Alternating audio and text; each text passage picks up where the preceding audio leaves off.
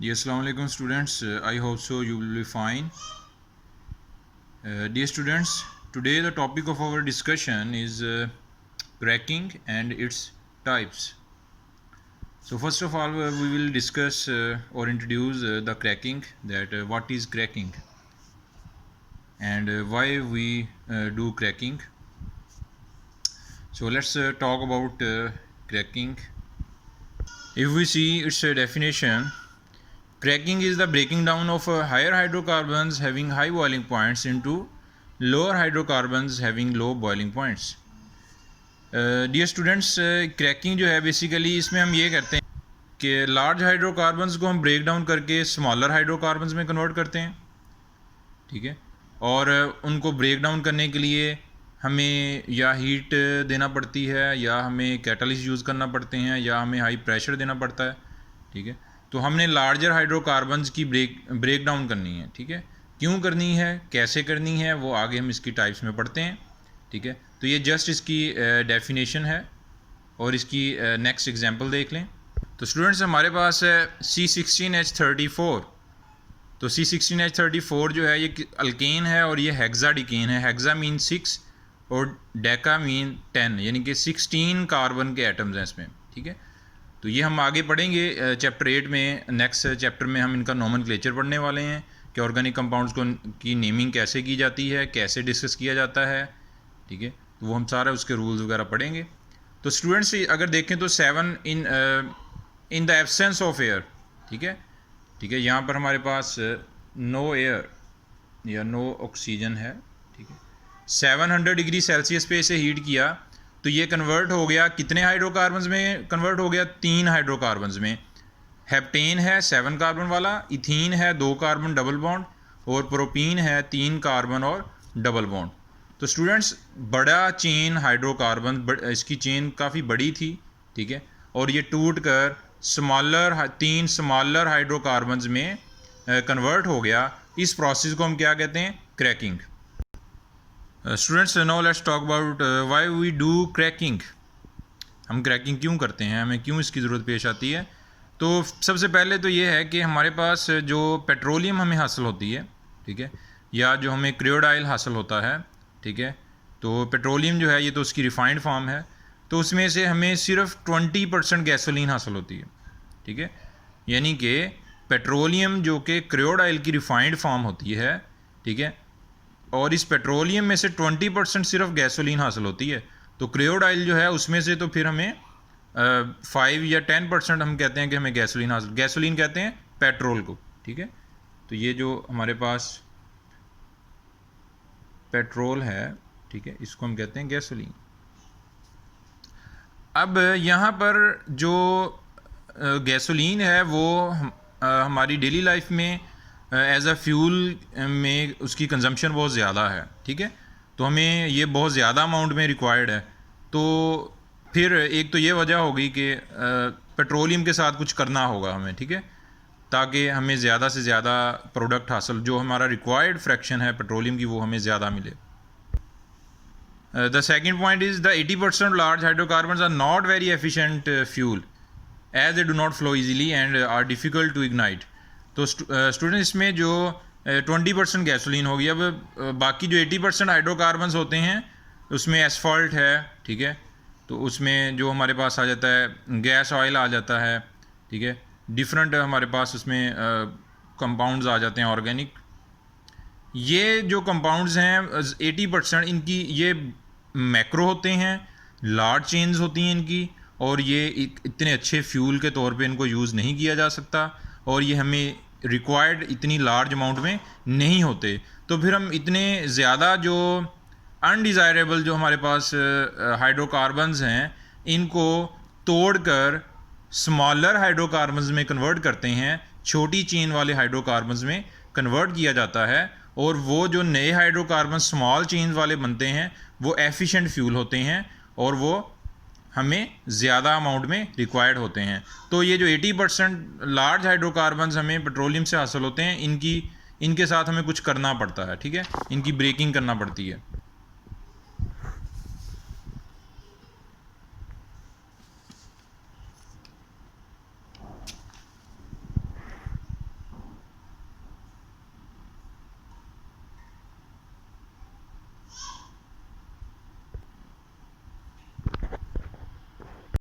तो ये जो हमारे पास गैस ऑयल है, एसफल्ट है, लुब्रिकेटिंग ऑयल है, इनको तोड़कर, इनकी चेन्स को तोड़कर, ब्रेक डाउन करके हम स्मॉलर हाइड्रोकार्बन्स में कन्वर्ट करते हैं, ठीक है।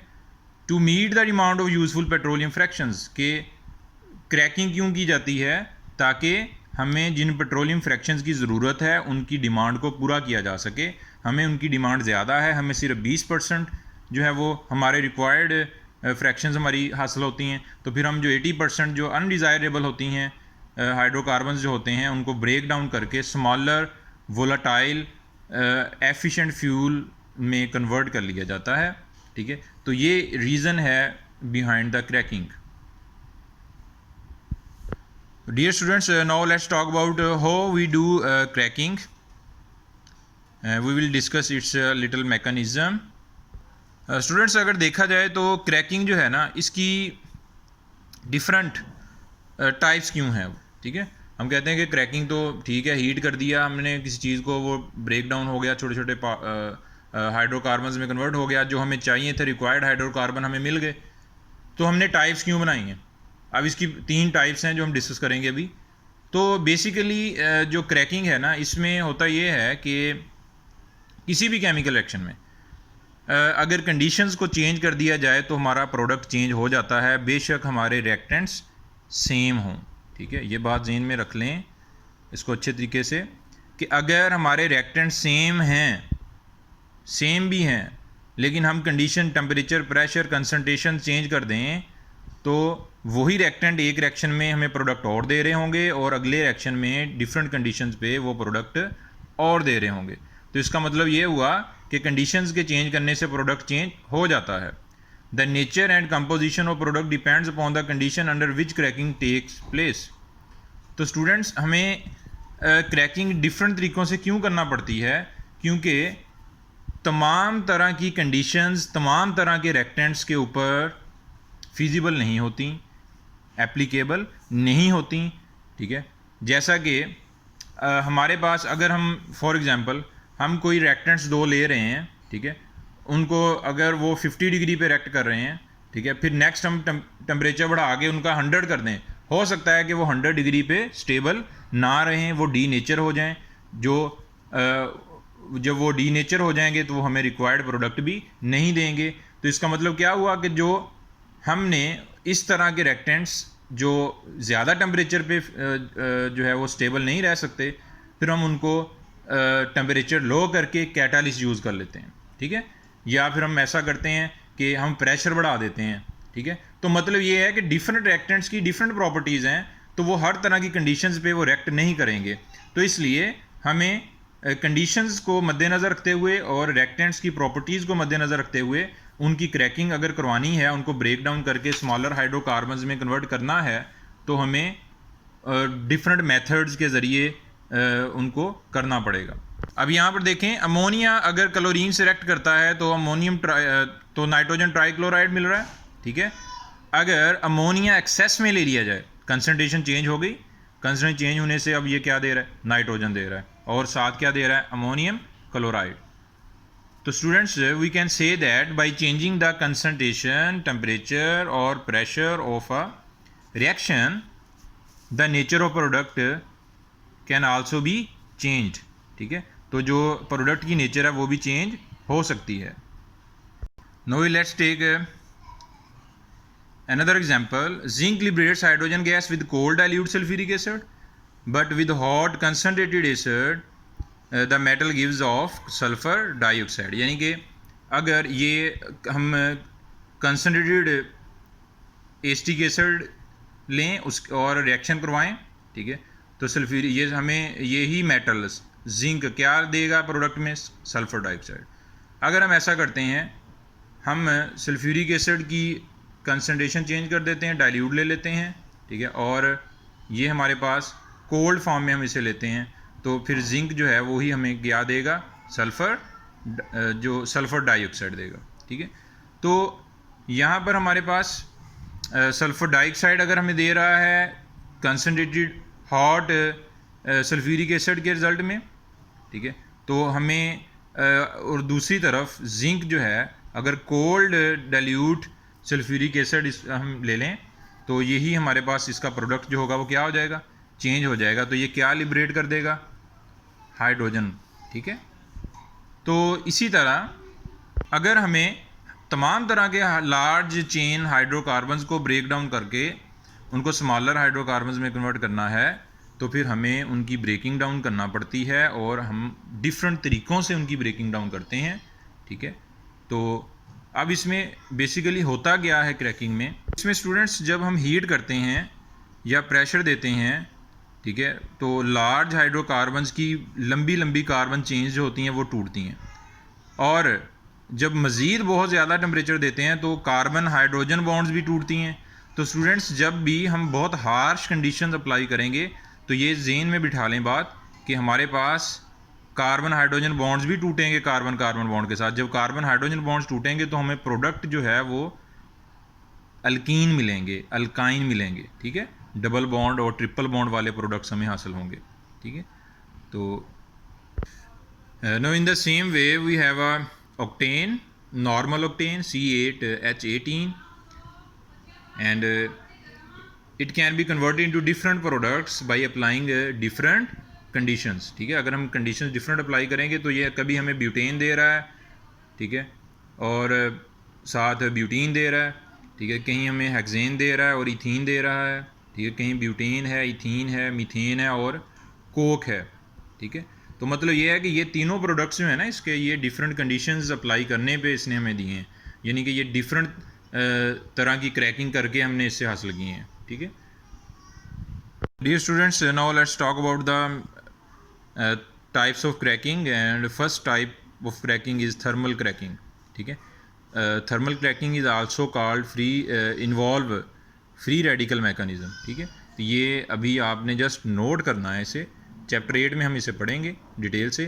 ये एंटी टेस्ट में आ जाता है कि थर्मल क्रैकिंग जो है उसको वो कौन से मैकेनिज़्म किस मैकेनिज़्म से होती है।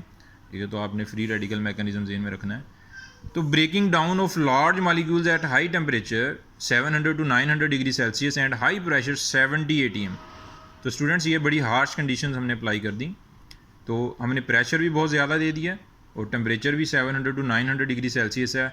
हम हीट करेंगे लार्ज चेन हाइड्रोकार्बन्स को, जो 80% हाइड्रोकार्बन्स पेट्रोलियम की से हमें हासिल होते हैं, जो हमारे लिए जो डिज़ायरेबल नहीं हैं, जो हमें रिक्वायर्ड नहीं होते। ठीक है, तो उनको हमने अपने डिज़ायर्ड अपनी फ्रैक्शंस में कन्वर्ट करना है।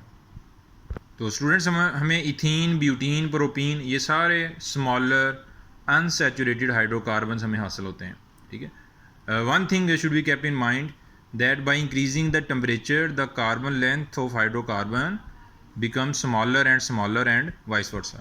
तो स्टूडेंट्स जैसे जैसे टेम्परेचर बढ़ता है कार्बन की चेन्स के टूटने के चांसेस बढ़ते जाते हैं और वो चेन्स छोटी होती जाती हैं। ठीक है, जितना टेम्परेचर बढ़ाओगे कार्बन की चेन्स में ब्रेकिंग ज़्यादा होगी और उतने ही प्रोडक्ट में हमें स्मॉल चेन वाले हाइड्रोकार्बन्स हासिल होंगे। अगर टेम्परेचर थोड़ा इंक्रीज़ करते हैं फिर हमें लार्ज चेन वाले हाइड्रोकार्बन्स थोड़े हासिल होंगे, लेकिन जो हम लार्ज चेन हाइड्रोकार्बन जिनकी क्रैकिंग करवा रहे हैं उनसे वो छोटे ही होंगे। ठीक है, छोटी चेन वाले होंगे। तो हमारे पास जैसे जैसे टेम्परेचर बढ़ा रहे हैं तो कार्बन चेन्स की जो लेंथ है वो छोटी से छोटी होती जाती है। स्टूडेंट्स क्योंकि इसमें अब प्रेशर भी बहुत ज़्यादा है, टेम्परेचर भी बहुत ज़्यादा है, तो हमारे पास कार्बन कार्बन बॉन्ड लेंथ तो ब्रेक होगी, लेकिन कार्बन कार्बन चेन के साथ कार्बन हाइड्रोजन बॉन्ड्स भी ब्रेक होंगी, तो हमें अनसैचुरेटेड प्रोडक्ट जो है वो हासिल होगा। तो ये मैंने पहले बताया है कि हमें अनसैचुरेटेड का मतलब क्या होता है, जिनमें carbon to carbon single bond नहीं है, carbon to carbon double bond है या carbon to carbon triple bond है, वो अल्कीन है, अल्काइन है, ब्यूटीन, प्रोपाइन, प्रोपीन एक्स्ट्रा। तो ये अभी चैप्टर 8 में हम इनको डिस्कस करेंगे डिटेल से। Students now let's talk about the catalytic cracking, the second type of cracking. इसमें सबसे पहले इसमें किस तरह के हाइड्रोकार्बन्स की ब्रेक डाउन कर, ये तो श्योर है कि कंफर्म है कि हमने लार्ज चेन हाइड्रोकार्बन्स को तोड़कर ब्रेक डाउन करके उनकी चेन्स को छोटे हाइड्रोकार्बन्स में कन्वर्ट करना है। अब इसमें ऐसे हाइड्रोकार्बन्स जो बहुत ज़्यादा टेम्परेचर के ऊपर स्टेबल नहीं रहते, वो जो बहुत ज़्यादा टेम्परेचर के ऊपर डी नेचर हो जाते हैं। ठीक है, ठीक है, जो थर्मल क्रैकिंग जो 700 to 900 डिग्री टेम्परेचर को फेस नहीं कर पाते, ठीक है, तो फिर हम उनको थर्मल क्रैकिंग के ज़रिए ब्रेकिंग डाउन उनकी नहीं करेंगे, बल्कि कैटालिटिक क्रैकिंग इसमें हम करेंगे क्या, टेम्परेचर थोड़ा कम कर देंगे लेकिन कैटालिस्ट यूज़ कर लेंगे, ठीक है। सिलिका और एल्यूमिना, जियोलाइट भी इसे कहते हैं, ठीक है, इसको जियोलाइट भी कहते हैं सिलिका और एल्यूमिना को। तो ये हमारे पास जो है बेसिकली जियोलाइट, इन दोनों का मिक्सचर हम यूज़ करते हैं। ये नहीं कि जो टेम्परेचर है वो थोड़ा कम कर दिया तो सिलिका और एल्यूमिना जो है ये कैटालिस्ट होते हैं ना, तो कैटालिस्ट भी क्या करते हैं, कैटालिस्ट जो है ये भी एक्टिवेशन एनर्जी को कम कर देते हैं, बॉन्ड्स वीक हो जाएंगी और ब्रेकिंग डाउन ईजी हो जाएगी। वही जो काम टेम्परेचर ने करना था वो हमने टेम्परेचर कम कर दिया, हमने क्या यूज़ कर लिया, कैटालिस्ट, जिससे हमारे पास क्या होगा कि वो हमारे ऐसे लार्ज चेन हाइड्रोकार्बन्स भी ब्रेकिंग डाउन कर जाएंगे, छोटे हाइड्रोकार्बन्स में चले जाएंगे जो ज़्यादा टेम्परेचर पे डी नेचर हो जाते हैं या वो स्टेबल नहीं रहते थे, ठीक है। तो आगे नेक्स्ट हमारे पास प्रोडक्ट कैसा मिल रहा है वो यहाँ पर, ठीक है। तो कैटालिटिक क्रैकिंग में प्रोडक्ट कैसा मिल रहा है, तो basically high octane number gasoline is obtained. तो स्टूडेंट्स बेसिकली ऑक्टेन नंबर होता है, ये हमने आगे पढ़ना है। ऑक्टेन नंबर बेसिकली होता है कि फ्यूल जो है जो हम यूज़ करते हैं व्हीकल्स में, मोटर बाइक्स में, उस फ्यूल की एफिशिएंसी को चेक करने के लिए एक पैरामीटर होता है जिसे हम कहते हैं ऑक्टेन नंबर, ठीक है। तो ऑक्टेन नंबर जितना ज़्यादा होगा फ्यूल का उतना ही वो ज़्यादा एफिशिएंट होगा, ठीक है। और जिस तरह हम कहते हैं ना कि सोल्यूशन की पीएच 7 है, 7 से ज़्यादा है तो वो बेसिक है, 7 से कम है तो वो एसिडिक है, 7 है तो वो न्यूट्रल है। तो इसी तरह वो पीएच एक पैरामीटर था जो बताता है कि सोल्यूशन की एसिडिटी या बेसिडिटी के बारे में। इस तरह ऑक्टेन नंबर भी किसी फ्यूल की क्वालिटी का बताता है, ठीक है। तो हमारे पास जो 2 to 4 ट्राई मिथाइल पेंटेन जो पेट्रोल होता है ये बेसिकली इसका ऑक्टेन नंबर 100 होता है, ठीक है। ये तमाम फ्यूल से एफिशिएंट होता है, ये हम आगे इसको डिटेल में पढ़ेंगे। एक बात जो आपने जहन में रखनी है वो ये है कि branch chain hydrocarbons, aromatic hydrocarbons और साइक्लिक हाइड्रोकार्बन्स, इनके ऑक्टेन नंबर बहुत ज़्यादा होते हैं और ये एफिशिएंट फ्यूल के तौर पे एक्ट करते हैं। ऐसे हाइड्रोकार्बन्स जो ब्रांच्ड हों, ठीक है, और एरोमेटिक हों, बेंजीन रिंग वाले, और साइक्लिक चेन्स रखते हों, ठीक है, उनके ऑक्टेन नंबर बहुत ज़्यादा होते हैं और वो एज अ एफिशिएंट फ्यूल के तौर पे एक्ट करते हैं। ब्रांच चेन क्या होते हैं, स्ट्रेट चेन क्या होते हैं, ठीक है, वो सारे हमने चैप्टर 8 में हम इसको डिटेल से जो है वो डिस्कस करेंगे, नोमेनक्लेचर ऑफ हाइड्रोकार्बन्स में। Now let's talk about the practical explanation of catalytic cracking. तो स्टूडेंट्स कैटालिटिक क्रैकिंग की अगर हम प्रैक्टिकली उसको डिस्कस करें ना, तो हमारे पास पैराफिन है। पैराफिन एक लार्ज चेन हाइड्रोकार्बन है जो हमें रिक्वायर्ड नहीं था, ठीक है, हमारी वो डिमांड नहीं था, ठीक है। हमने इसको अब ब्रेक डाउन करनी है, इसकी हमने ब्रेकिंग करनी है कैटालिटिक क्रैकिंग में। तो क्या करेंगे, एक हमने ट्यूब ली, टेस्ट ट्यूब ली, उसके अंदर हमने क्या ऐड कर दिया, उसके अंदर हमने ऐड कर दिया पैराफिन, ठीक है। तो ये कॉटन प्लग होगा, कॉटन के अंदर डिप करके, ठीक है, अच्छे तरीके से हमने उस कॉटन को इसके अंदर रख देना है पैराफिन, और इसको स्टैंड के अंदर लगा देंगे। और ये हमारे पास एक डिलीवरी ट्यूब है जो किसके अंदर ओपन हो रही है, एक बीकर के अंदर। वो उस बीकर के अंदर क्या है, वाटर है। किससे भरा हुआ है ये, वाटर से, ठीक है। और इसकी ये डिलीवरी ट्यूब जिधर ओपन हो रही है इसके ऊपर हमने एक इन्वर्टेड फनल रखी हुई है, ठीक है। यानी कि ये हमारे पास एक फनल होती है या ये हमारे पास एक सिलेंडर है, एक जार है, इसको उल्टा करके हमने रख दिया और ये डिलीवरी ट्यूब का जो एंड है वो इसके अंदर ओपन हो रहा है, ठीक है। तो बाकी इसमें वाटर है। तो स्टूडेंट्स जब हम इसे हीट करेंगे इसमें हमने क्या कर लेना है, कैटालिस्ट, ये हमारे पास सॉलिड फॉर्म में कैटालिस्ट है, ये जियोलाइट है, सिलिका और एल्यूमिना के पीसीज पड़े हैं। हीट करेंगे, सबसे पहले कैटालिस्ट को हीट करेंगे, फिर किसको हीट करेंगे, पैराफिन को, ठीक है। पैराफिन की ब्रेकिंग डाउन होगी, यहाँ से वेपर जाएंगे और किस में ओपन हो रहे हैं, इसका एंड किधर ओपन हो रहा है, डिलीवरी ट्यूब का, इस बीकर में। बीकर के ऊपर एक फनल इन्वर्ट करके रखी हुई है, तो ये बबल्स इसके ऊपर जाएंगे और इसका लेवल पानी का, इस सिलेंडर के अंदर पानी का लेवल डाउन होता जाएगा और इसके ऊपर क्या जमा होते जाएंगे, किसके बबल जमा होते जाएंगे, हाइड्रोकार्बन्स के। ठीक है, तो हमने क्या करना है, इसको उठा के हमने इसको यहाँ से नीचे से, ठीक है, इसको बंद करके, ठीक है, रबर कॉर्क इसके ऊपर लगा के इसको उठा के ऐसे सीधा करके बाहर निकाल लेना है। ठीक है, तो हमने कितने सिलेंडर भर लिए हैं, 3। इन तीनों के अंदर क्या है, हाइड्रोकार्बन्स। और ये हाइड्रोकार्बन्स कौन से होंगे, ये हाइड्रोकार्बन्स होंगे स्मॉल चेन हाइड्रोकार्बन्स। ठीक है, और ये इथीन, प्रोपीन, ब्यूटीन, इस तरह के।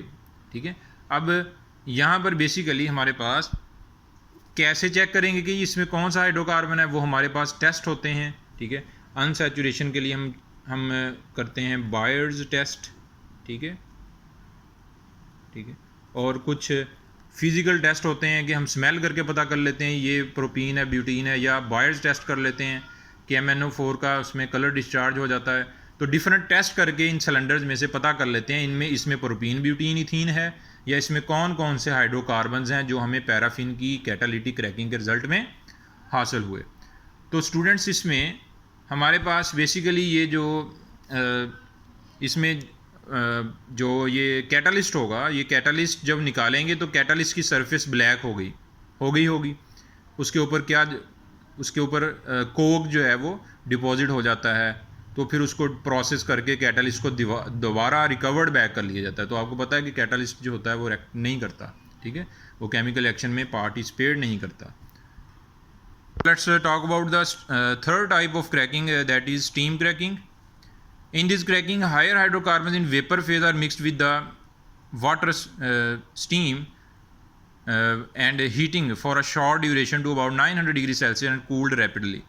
तो स्टूडेंट, इसमें ऐसे लार्ज चेन हाइड्रोकार्बन्स को ब्रेक डाउन की जाती है जो डायरेक्ट टेम्परेचर पे हीट नहीं होते। ठीक है, जिनको हम डायरेक्ट हीट नहीं कर सकते, जिनको थर्मल क्रैकिंग के ज़रिए नहीं कर सकते।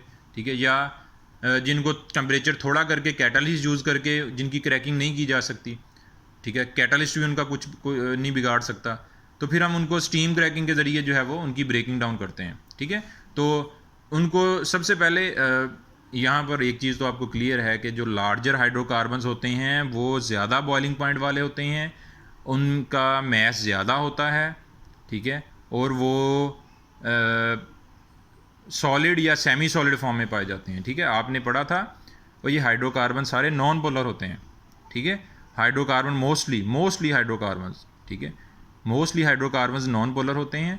और आपने पढ़ा हुआ है चैप्टर 4 में, फर्स्ट ईयर में, कि नॉन पोलर हाइड्रोकार्बन्स का साइज़ बढ़ता जाए तो उनमें लंडन डिस्पर्शन फोर्सेस भी बढ़ती जाती हैं। तो लार्ज हाइड्रोकार्बन्स यानी कि लार्ज नॉन पोलर हाइड्रोकार्बन्स में स्ट्रॉन्ग लंडन डिस्पर्शन फोर्सेस होंगी, तो वो या फिर सॉलिड फॉर्म में पाए जाएंगे, या वो सेमी सॉलिड या वो लिक्विड फॉर्म में पाए जाएंगे। वो ये तो श्योर है कि वो गैसियस फॉर्म में नहीं होंगे। तो हमने सबसे पहले क्या करना है, इनको वेपर्स फॉर्म में कन्वर्ट करना है, फिर स्टीम के साथ उनको मिक्स करके वेपर्स को 900 डिग्री सेल्सियस पे हीट करना है, और फिर फ़ौरन क्या कर लेना है, ठंडा कर लेंगे। जब फ़ौरन ठंडा करेंगे तो कार्बन एटम्स जो होंगे वो दोबारा इतनी तेज़ी से ठंडा करने पर वो दोबारा अपनी बॉन्ड्स को इस्टेब्लिश नहीं कर पाएंगे, और वो लार्ज हाइड्रोकार्बन जो होंगे वो टूट के स्मॉल चेन्स में कन्वर्ट हो जाएंगे। ठीक है, डियर स्टूडेंट्स, में अब प्रोडक्ट कैसा होगा, ये increasing the yield of gasoline. तो इसमें हमारे पास जो गैसोलीन की यील्ड है वो ज़्यादा अमाउंट में गैसोलीन हमें हासिल होती है। ठीक है, और lower unsaturated hydrocarbon ethene, butene, protein etcetera. तो स्टूडेंट्स, ये जो है ना, ये सारे बाई प्रोडक्ट्स हैं। ठीक है, ये बाई प्रोडक्ट्स हैं। बाई प्रोडक्ट्स क्या होते हैं, जो रिएक्शन में हम रिक्वायर्ड नहीं होते। ठीक है, जो हमें चाहिए नहीं होते, हम कोई और चीज़ प्रिपेयर करने जा रहे होते हैं, प्रोडक्ट हमारा कोई और है। ठीक है, तो प्रोडक्ट के साथ साथ ये सेकेंडरी प्रोडक्ट्स होते हैं। ठीक है, तो जो बन जाते हैं। ठीक है, तो इसमें इन प्रोडक्ट्स को जो बाई चांस बन जाते हैं, ठीक है, तो इनको हम बाई प्रोडक्ट्स कहते हैं। लेकिन स्टीम क्रैकिंग के जो बाई प्रोडक्ट्स होते हैं वो भी बहुत यूज़फुल होते हैं। क्यों यूज़फुल होते हैं? क्योंकि उनसे ड्रग्स बनाई जाती हैं, प्लास्टिक बनते हैं। ठीक है, इनकी वो पॉलीमराइजेशन वगैरह की जाती है, पॉलीथीन और PVC वगैरह। ठीक है, तो डिटर्जेंट्स इनसे बनाए जाते हैं, वीड किलर्स बनते हैं, पेस्टिसाइड्स में इनको यूज़ किया जाता है। ठीक है, तो स्टीम क्रैकिंग जो है ये इतनी ज़्यादा इम्पोर्टेंस इसलिए रखती है क्योंकि इसके जो बाई प्रोडक्ट्स होते हैं ना, जो सेकेंडरी प्रोडक्ट्स हमारे प्रोडक्ट के साथ बन जाते हैं, जो हमें एट अ टाइम जो है या हमारी वो डिज़ायरेबल नहीं होते, तो वो जो बनते हैं वो उनको वेस्ट नहीं किया जा सकता, क्योंकि वो भी आगे, वो बाई प्रोडक्ट्स भी आगे बहुत सारी चीज़ों के अंदर की प्रिपरेशन में यूज़ होते हैं। तो स्टूडेंट्स, ये हमारे पास क्रैकिंग थी, क्रैकिंग की टाइप्स थी। तो उम्मीद है कि आप लोगों को क्लियर हो गया होगा सब कुछ। तो बाकी इसमें जो चीज़ समझ ना आए तो आप लोग कमेंट्स में पूछ सकते हैं। तो अपना ख्याल रखिएगा। अल्लाह हाफिज़।